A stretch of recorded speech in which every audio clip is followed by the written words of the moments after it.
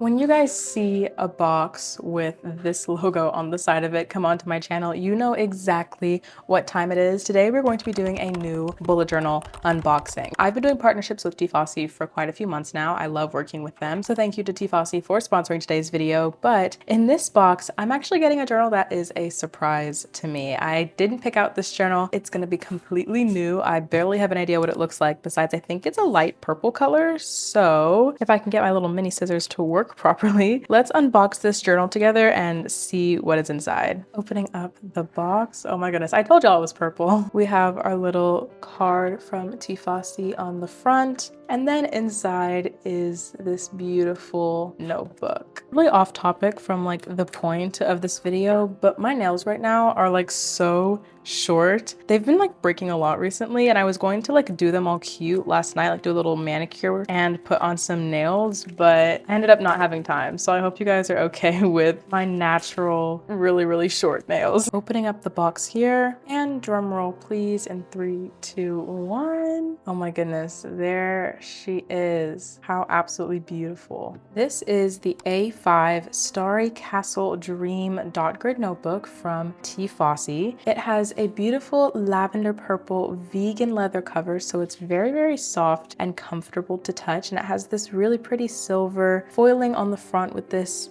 really magical castle design. The sides have silvery gilded edges. Oh, actually, whoa, they're iridescent. Look at that. You see how the light hits it and it gives you like that rainbow effect? I don't know if it's coming off on camera as strong as it is in real life, but that's like really pretty. There is, as usual, a little pen loop on the side. And if you open up the back, of course, we have our purple elastic enclosure that perfectly matches the cover of the journal. This is so pretty. I actually love little like cute designs like this. But I also think that if you wanted to get a journal for like a loved one who's maybe a little younger, this would also be so pretty and adorable. I feel like they would definitely love this. My little sister right now would adore a journal like this. Opening up the journal here to the inside front cover, we have the normal gilded Tiefossi logo on the inside pages and their thank you card as always. A place for you to put who this book belongs to and potentially your contact information if God forbid you lose this journal somewhere. And then we open up into the dot grid pages. Like usual, this is a 5mm dot grid with very light but defined gray dots, and there is a page count at the bottom. So if we go all the way to the back of the notebook, there are 192 pages for you to work with. Plenty of space in this dot grid journal for lots of creativity and planning. In the back, of course, there is our little pocket for holding miscellaneous ephemera, stationery, maybe a postcard or a Polaroid photo, something like that. And yeah, I'm super excited to mess around with this journal. So I usually don't do this with my videos, but I think today we're actually going to be doing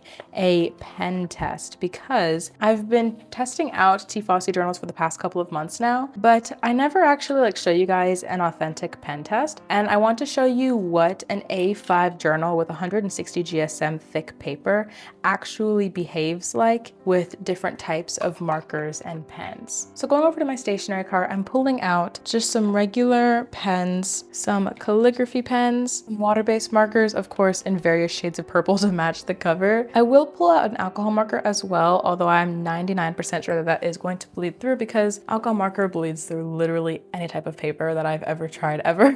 We can also try some ink stamps and a little bit of watercolor just to show you how paint reacts on this as well. I want to give you a full range of supplies here so you can really see how any one of your markers and pens will react on 160 GSM thick paper. So let me just write pen test at the top here, and then we can just go down the line swatching different like markers and things. I'm just going to start with this pen since it's my everyday pen that I use my bullet journal every single week. This is the Pilot G2 ballpoint pen in the size A5, or sorry, O5, not A5. Then I'm gonna grab a Sakura Pigma Micron pen. On paper, these two might look very similar, but they're actually quite different. While the Pilot is a ballpoint pen, the Sakura is a felt-tipped flat point pen. So they actually have very different nibs, and I use them for different purposes in my journal. I will usually use the ballpoint pen for like everyday writing to-do lists and stuff like that, but the Micron I will use for fine liner in my art because it doesn't smear like the ballpoint pen can often do. I'm going to label all of the rest of my pens with this one though, just to make it easier. So let's do the Tombow Fudenosuke calligraphy pen. And this is the hard tipped pen, by the way, but although the nib is a little different than the soft tipped, the ink itself is the exact same. I was a little sloppy at the end there, but whatever. We can also test the Tombow dual-ended calligraphy pen. I think the black ink is also very similar to the Fudenosuke, but I'll just use the gray side and show you potentially a different color that might be a little lighter. And then this last one is a colored calligraphy pen. And again, it is Tombow. If I had a broader range of pens to show you here today, I would try to pick a different brand, but I am a Tombow fan, I suppose, and I have a lot of their products. Next down the line, I'm going to use this very generic highlighter. I actually think this was my sister's. I'm not even sure what the brand is or where she got it, but I'll just put generic highlighter on here, and I'll do a swatch of the thick side as well as the fine liner side. Then coming down here, this is a zebra mild liner pen. So one side is a very similar chisel tip highlighter situation. It just comes out in a darker color, I feel, than normal highlighters. The other side is also a fine tip, and I know that they also sell these with a brush nib end as well instead of the bold chisel tip. So if you want to check out those, they have those, and I honestly prefer those as well.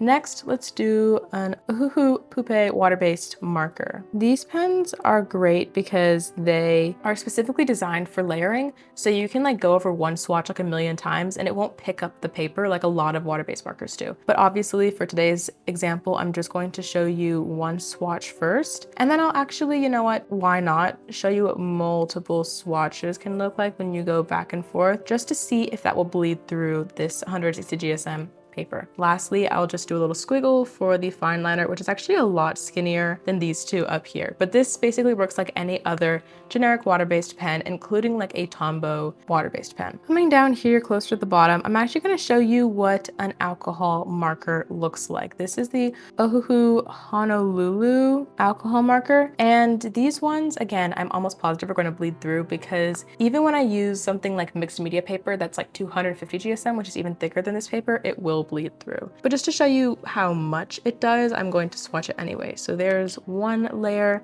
and then here is the brush pen side. Oh, that is so sloppy. Today was not the day to film, apparently. My handwriting is so bad. And for another comparison, this is a Sharpie permanent marker, which you may not know is also an alcohol marker, just to show you what more of an everyday brand might look like in your bullet journal. There you go, a little squiggle at the bottom. I'm actually gonna, oh look, there's fuzz on it. I'm gonna pull out my date stamp. It's not fuzz, it's a little thing that goes around.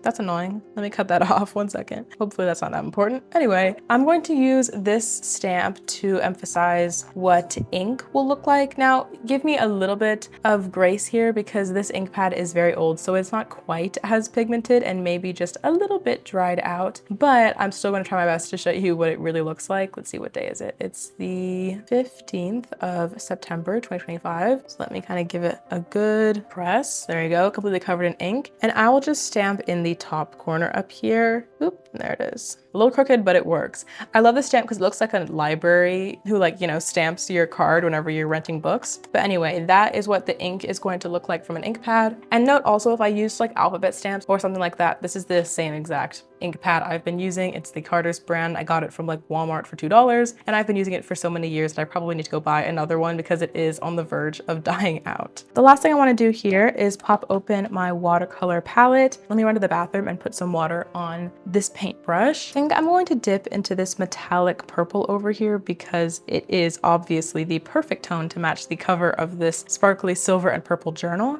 And I'll just do a little like wavy swatch on the bottom here. Now note please that I am using a lot of water. I'm gonna do another layer, a lot of water. So this is more like really authentic watercolor when you're using the amount of water to really like disperse your pigment pigment. If I take a paintbrush and really try to dab off my brush instead, and now I'm just going to use the corner of the palette and try to get more of a drier brush effect, this is what it would look like down here. Two swatches do look very similar, but let me write as a reminder on the left, this is watercolor with lots of water, I guess.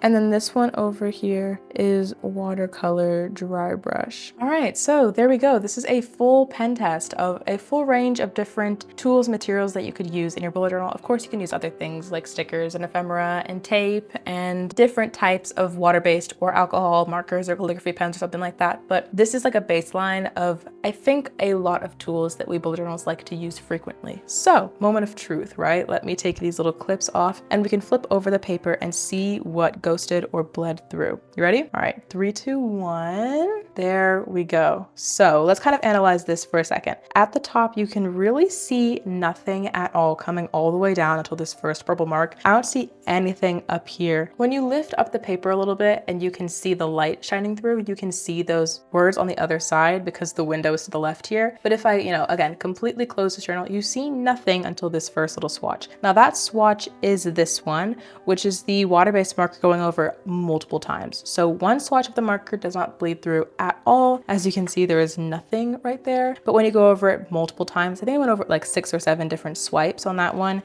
it does bleed through a little bit because you are saturating the paper with more and more water-based pigment. So I guess just be careful with your layering if you're drawing directly into your bullet journal, but 1 or 2, maybe 3 swipes of a pen on top of each other will not bleed through. And I also recommend if you're gonna do a little bit of layering, try to wait for the pen to dry and then go over a second layer versus doing like 7 wet layers all at once. Now down here, this section, as you can see, is the alcohol marker that bled through. It's definitely the Oahu Honolulu alcohol marker. Again, I expected this to happen. It bleeds through everything, and that's really the truth. What is surprising to me here is you can't really see the Sharpie right below it. This line right here of permanent marker. It may be just because the Sharpie is such a thin little mark that it didn't really have enough pigment to penetrate through the paper enough to really see it on this side. I would still be careful with alcohol markers like Sharpie markers, but honestly, it is surprising that you can't see anything right here. And then lastly, the watercolor did not bleed through at all, which again, I'm very pleasantly surprised with. If you were to use more, like a lot more water to really drench this paper and do a very, very smooth blend with watercolor,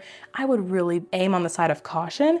I didn't use enough water here to really demonstrate how much you could definitely poke holes through paper if you use too much water. But for the amount that I used, which was not nothing for sure, there was dry brush and water demonstrated here, you can't see anything bleeding through.